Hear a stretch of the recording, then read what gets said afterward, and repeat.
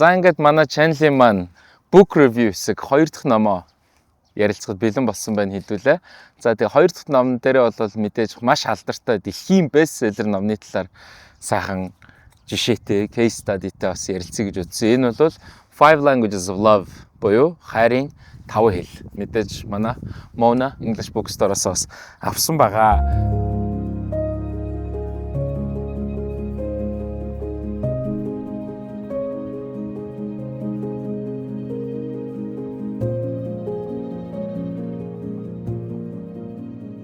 Мэдлэгээр чигүүрлээ. Mona English Bookstore. За тэгээд манай залуучууд маань бол хайрын 5 хэлний Five Languages of Love-ыг бол нэлээд уншсан байлээ. Амьдралдаа өдөр тутмдаа хэрэгжүүлж байгаа хүмүүс байлаа. Бас магадгүй мэдгүй хүмүүс ч гэсэн тэр хэмжээгээр бас зөндөө байгаа бах гэдэг утгаараа бас ярилцъя гэж утсан юм аа. За энэ ном маань ерөнхийдөө ямар учиртай вэ гэхээр зэрэг ялангуяа хосын харилцаан дээр хүмүүс үл ойлголцдог асуудлууд байдаг. Хүмүүс хоорондоо бие биенийхээ хэлээр ярьж чаддаг юм уу?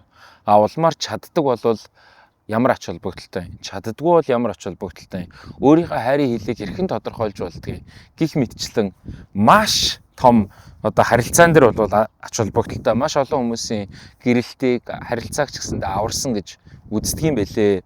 За тэгээд доктор Gary Chapman гэдэг хүн маань бол өөрөө гэр бүлийн сэтгэл зүйч хүн байгаа. Тэгээ 20 гаруй жилийн өмнөөс бичсэн байлээ. Тэгээ энэ номоо яагаад өөрөө бичих болсон шалтгаан гэсэн чинь анх зүгээр гэр бүлийн сэтгэл зүйч хийж байхдаа нэг эмэгтэй нөхөртөөгөө орж ирээд бит хоёрт мөнгөний асуудал байхгүй.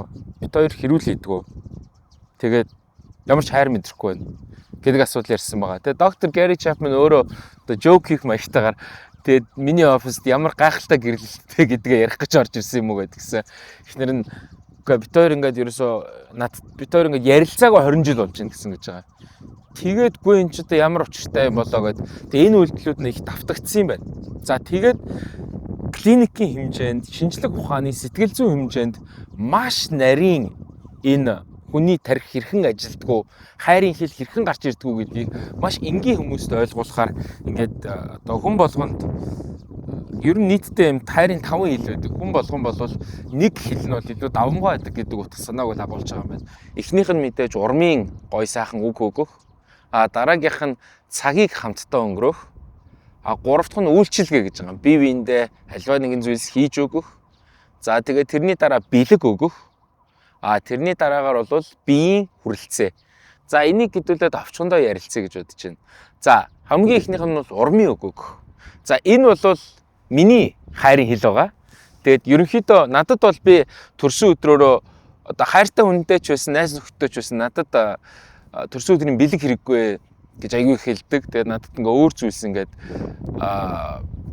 өөр зүйлс бол миний хувьд бол илүү ач холбогдолтой гэх юм уу.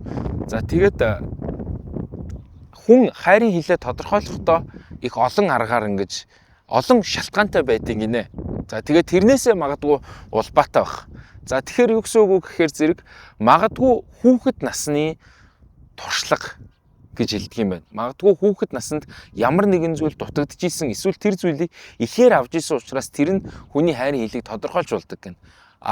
Мөн хүүхэд насны гэдэг маань хүүхэд наснаас явсаар байгаад одоо хүртэл туршлага гэдэг утгаараа магадгүй миний хувьд зүгээр нэг сэтгэл зүйч юм аа л хэлсэн үг шүү.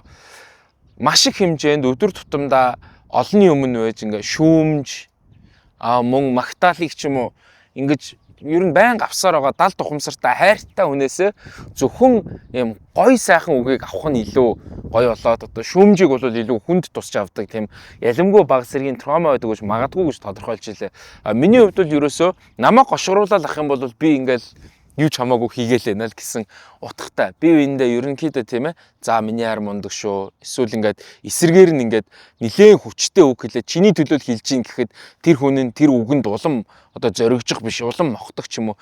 Тийм байдал руугаа орд юм байна. Тэгээ энэ болгоныг нэг нэгээр нь ярьж байгаа нь ямар учиртай вэ гэхээр бид нар өөрсдөө хоорондоо харьцаж байхдаа би миний хайрын хэл урмын үг гэж хэлээд нөгөө хүндээ яг адилхан гэж бодож харьцаад эндээс ингэж харилцааны асуудал үүсдэг гинэ. Тэр утгаараа болвол минийх бол тийм байгаа. Тэгээд дахиад ярихад хүүхэд наснаас улбаатай туршлага хүний хайрын хэлийг тодорхойлж болж байна гин. Хоёрдугаарт нь хүний өөрийн инстинкт дотор байгаа. Мэдээж заавал энэ хүн болгон эцэг гихтээ ямар яаж өссөн гэдэгдээ биш хувь хүний дахин давтагдчихгүй гэдэг чанар байгаа мэдээж. Тэгээ тэр утгаараа яг тэр өөрийн инстинкт нь юу илэрхийлж гэдгийг хүн их сайн сонсох хэрэгтэй байна л да. Тэгээ 3 дугаарт нь гэсэн чинь чамайг юу хамгийн их айлгадаг юм. Чи юунаас хамгийн их айдин гэдэг нь хүний хайрын хэлийг тодорхойлдог гинэ. Тэр нь магадгүй айдаг зүйлийнхээ эсрэг эсвэл бүр эсрэгээрээ комфорт зоноос гардаг ч юм уу. За тэгээд нэг сонирхолтой нь хайрын 5 хэл буюу англиар 5 love languages.com гэдгээр та бүхэн одоо шалгалт өгөөд тэгээд энэ хайрын хэлүүдээ бол тодорхойлж болох юм байна. Тэгээд маш олон хүмүүс бол одоо бидний гэрлэлтийг аварсан гэж ингэж ярьдаг. Харамсалтай заримдаа айгүй олон нөхрүүдэд ийм тохиолддог гинэ. За хайраа ингээд ийм төрлийн 5 хэл байдгийн байна гэд хэлэнгүүт ингээд харчаад за надад бүгдээрээ байгаа. Тэгээд би бүгд нь байгаа гэдээ үл ашиучдаг ч юм уу. Яг хосууд ингээ хоорондоо тэр 5 love languages.com руу ороод ингээ тестлээд үзэнгүүт бас магадгүй их сонирхолтой үр дүн гардаг юм. Тэрнээсээ улбаалаад өөрсдийнхөө хайрын хэлийг тодорхойлчих юм бол хоорондоо бие биендээ одоо хайртай хүн чинь ийм юм дуртай байна гэдгийг тодорхойлж болно гинэ. За миний хувьд бол хамгийн ихнийх нь бол урмын үг байгаа. За хоёр дахь хайрын хэл маань бол цагийг хамт өнгөрөөх гэнэ. Тэгэд энэ цагийг бол их цагийг хамт өнгөрөөхөөс илүү чанартай цагийг хамт өнгөрөөх юм байна. Зүгээр зурагт үзээ суух биш. Үнэхээр хэрвээ партнерын чинь, хэрвээ хайртай хүний чинь хайрын хэл энэ quality time буюу тэр чанартай цагийг хамт өнгөрөөх бол яг нүдрүү нь хараад хэлэх ёстой зүйлийг нь сонсоод үнэхээр хэрэгтэй зүйлсийг нь одоо ингэж ярилцаад тийм ээ. Нөгөө саяны нөгөө хосуудаар гардаг, маш олон хосуудаар гардаг кейс юм байл л дээ. Ингээл ирчүүд ингээд ерөөсөө ярилцаж өгдөггүй. Би ингээд ярилцах хэрэгцээ байна. Надтай хамт ингээд тэгээ хамтдаа гоё аяллаар явдаг тийм ээ. Тэгээд хоёр хүний хосын харилцаа ингээд илүү бат бих болдог гэдэг ч юм уу. Гих мэтчлэн тэр нь алдагдахаараа эсэргээрээ маш хүн тусдаг гих мэтчлэн. Тэгэхээр энэ дээр миний хайрын хэл илүү хамт цагийг өнгөрөөх гэж бодож байгаа бол таны хайртай хүнийг ч бодож байгаа бол тэрэн дээр нь илүү ач холбогдол өгч тэр хүнтэй байх цаг мөч болгон чухал гэж ингэж бодох ёстой юм гинэ. За тэгээд дараагийнх нь болох дээр юу байгаа? Үйлчилгээ гинэ. Acts of service. За тэр маань одоо хайртай хүнийхээ хажууд аяг тав угааж өгөх ч юм уу, хувц сунрыг ингээд одоо угаахт нь, бэлтгэхт нь, хатаахт нь туслах гэдэг юм уу. Тэр Gary Chapman одоо номны маань зохиолчийн тэр анх ирсэн хоёр хос ерөөсөө яг тийм байсан гэж. Ямар ч асуудал байхгүй. Тэгсэн мөртлөө ингээд нөхөр нь болохоор би ингээ их нэртэй ингээд байнга аяг тав угаахт нь тусалдаг, гээ ажил тусалдаг. Би ингээд эрт гэртээ ирдэг, хоол хийдэг. Би энэ юмхтэйг ойлгохгүй байна. Ингээ надаас хайр мэдрэхгүй байна гэд.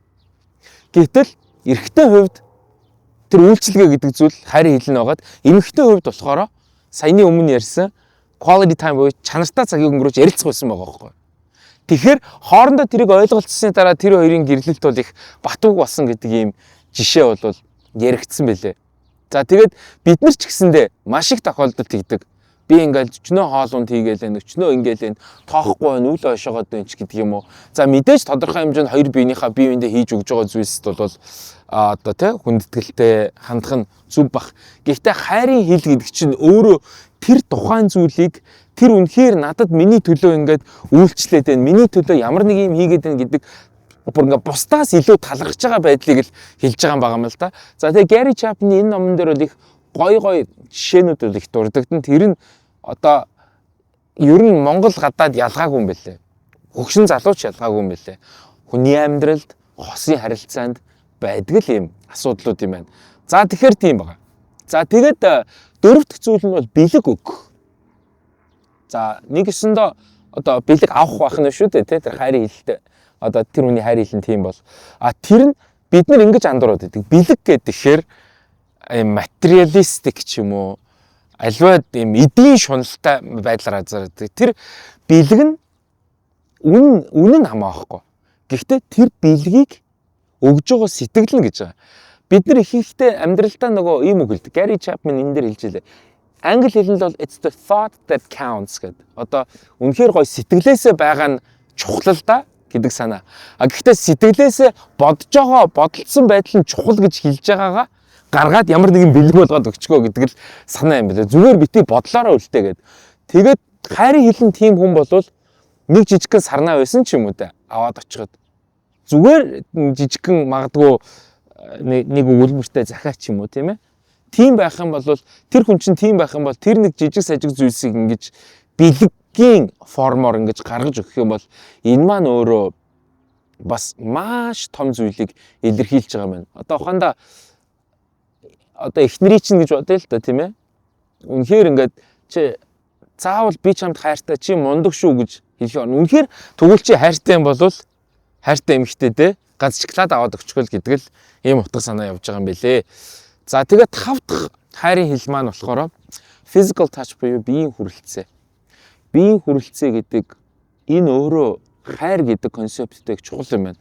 Жохон хүүхдийг багаас нь тийм ээ үнсэж, инкрилж, тэрвэрж, хайрлж эрхлүүлдэг.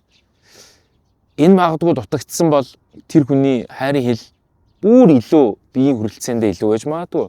Эсвэл бүр эсрэгээрээ байж магадгүй. Манай эрчүүд магадгүй заримдаа гарч барьдгүй хоорондоо мэдлэгтэй. Бүсгүүчүүд хоорондоо тэрвэрч мэдлдэг. Нөгөө эрчүүд эмэгтэйчүүд хоорондоо өөр гаргаас ирсэн гэдэг нэг концепт байдаг шүү дээ. Энэ биеийн хүрэлцээ маань өөрөө бүр тэрийг одоо магадгүй хамгийн том баталгаажуулах илэрхийлж үж магадгүй юм байна хайрын хэл тал дээр. За тэгээд эсрэгээрээ биеийн одоо physical touch бол магадгүй гар далаах тохиолдолд маш их харилцаа дуустдаг. Гарт нь өрөхөд дуустдаг. Энэ өөрөө хайрын хилэн биеийн хүрэлцээ бол биед нь халдна гэдэг бол одоо хязгаарч хүлээн зөвшөөрөхгүй зүйл. Бид нар магадгүй нийгэмдээ заримдаа ингээд тэ нөхрөн зодтсон хамт байгаад идэх ч юм уу ингээд биентэйгээ үл ойлголцсон ийм зүйлс байдгийм байлээ. Тэгээ энэ хайрын хилтэй ч холбоотой байж магадгүй гэж зарим мэргэжлийн хүмүүс хэлдэг. Энэ өөрөө их эмзэг сэдвүүлтэй. Тэгээд одоо зүгээр энэ дээр бол нэг жишээ авж байгаа. Нөхөр нь ингээл амар ажилтаа стресстэй байсан чи ихтер нь өөрхий ингээл тэ орон зайд нь алдахгүйгээл хоолунд хийж өгөөл тэгээд нөхөр нь юусоо тэрэн дээр хайр мэдрэхгүйсэн. Зүгээр л нөхрийгөө ингээл мөрийн тэврээл илээл ингээд суух байсан юм байлээ гэдэг жишээ гарч байгаа байхгүй юу. Эсрэгээрээ те эхнэр нь уйлаад байж хахад за зүгээр дэ бүх юм сайхан болно ш. Зүгээр сайхан тэврээл юу ч хэлэхгүй. Гихэн ч юм уу те хамт харилцахдаа бие бинийгаа ингэдэг бүрдэг барьдаг. Яг нөгөө үндсэн нөгөө хүний суур фундаментал одоо шинж чанар хүний амьдралын нэг хэсэг учраас бие хүрэлцээ гэдэг их тийм чухал юм байна л да. За тэгээд хайрын 5 хэл байгаа тийм ээ. Урмын үг өгөх, үйлчилгээ үзүүлэх, бэлэг өгөх, чанартай цагийг өнгөрөөх, биеийн хүрэлцээ гэдэг. Тэгээд энэ 5-аа хоёр хүн хоорондоо тодорхойлж чадах юм бол тэр хүнийхээ хэлээр нь ярьж болно гэдэг утга санаа юм байна. Би ч гэсэн одоо энэ номыг бүр одоо сая хожим уншсны дараа бас бодлоо. Миний өмнөх харилцаагч бас аварж болох байсан юм байна гэж бодлоо. Маш олон хүмүүсийн харилцаагч гэсэн их аварж байгаа талаар одоо гадуур зөндөө ярилцлагууд подкастууд бас байгаа. Тэгээ та бүхэн бас яг гой хосын харилцаанд байгаа хүмүүс, хосын харилцаанд орох гэж байгаа хүмүүс бол бас хоёулаа зүгээр яг бүтэн уншаад үзээсэй гэж байгаа. Ерөнхийд за ойлгоцсон гэд ерөнхийд нь тэгэх биш. Ягаад гэвэл зэрэг энэ маань өөрөө бидний бас бодоогүй магадгүй мэддэг ойлгодог мөртлөө далд тухамсар дотор байдаг ч юм уу зарим бодлуудыг бас гаргаж ирдэг юм байлээ. За тэгээ хайрын хилээч гэсэн өөрсдөө маш сайн тодорхойлчвал бүр анхны болцооноос ахуулаад хүртэл одоо их залуучууд их боловсон хайрын хил чинь юу юм гэж ярьдаг болсон. Сүүл рүүгээ joke moke хийгээд gaslighting энэ төр гэдэг хэлээ шүү. Зүгээр энэ 5 категори дотор л байдаг юм байлээ. Мэдээж шүүмж байдаг. Эннээс гадуур ч гэсэндээ зүйл байж болно. Ингэж томьёолж болохгүй гэх мэтчлэн. Та бүхэн өөрсдөө бас сайхан уншаад үзээрэй гэж зөвлөмөр байна. Тэг амьдралд хэрэгжүүлж болох үс ийм амьдралтай их ойрхон ном, хайр дурлал гэдэг хүний амьдралаас салшгүй одоо холбоотой орчин үед бол одоо бид нар бие биенийхээ учрыг олж байгаа, сэтгэл зүйг олж байгаа учраас энэ бол бас эрэгтэй эмэгтэй хүмүүсийг за ер нь ямар ч хосын харилцааг хоорондоо бие биентэйгээ ойлголцоход их төхөн байх болов уу гэж бодож байна. За тэгээд манай Mona English Bookstore-оос үйлчлүүлээрэ тэгээд 7 хоног болгон book review хийж явах болно. Та бүхэн комент хэсэг дээр магадгүй энэ номтой холбоотой эсвэл асуулт ч юм уу те хамгийн супер гэж бодож байгаа хэсгээ хаваалцаарай гэж хэлмээр байна. Анхаарал тавьсанд баярлалаа. Дараагийн book review-гээр уулзцгаая бүгдээрээ.